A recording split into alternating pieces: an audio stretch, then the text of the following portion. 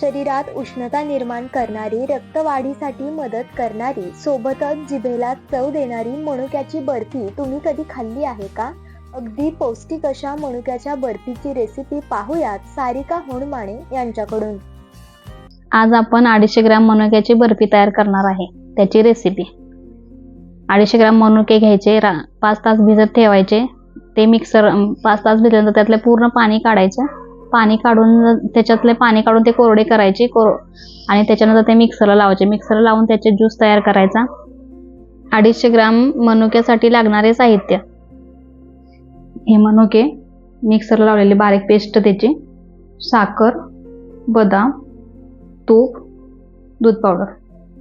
मनुक्याच्या बर्फीची कृती: कढई घ्यायची, मंद आचेवर गॅसवरती कढई ठेवून घ्यायची. कढई थोडीशी गरम होऊन द्यायची. त्याच्यामध्ये 2 चम्मच तूप घालायचे.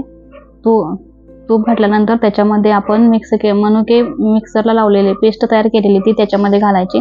त्याचा कलर चेंज होईपर्यंत ते परतत राहायचं. नंतर दूध पावडर घालायची.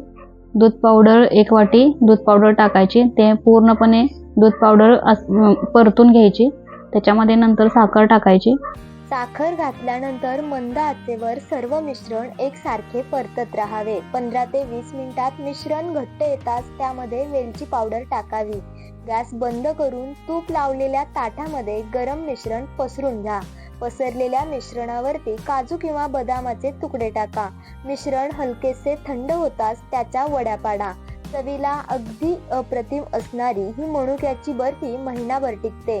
साखरेपेक्षा गुळाचा वापर केल्यास बर्फीला उत्तम चव येत असल्याचं सारिका यांनी सांगितलं. सर्वांच्याच आरोग्यासाठी अत्यंत लाभदायक ठरणारी ही पौष्टिक बर्फीची रेसिपी नक्की बनवून पहा.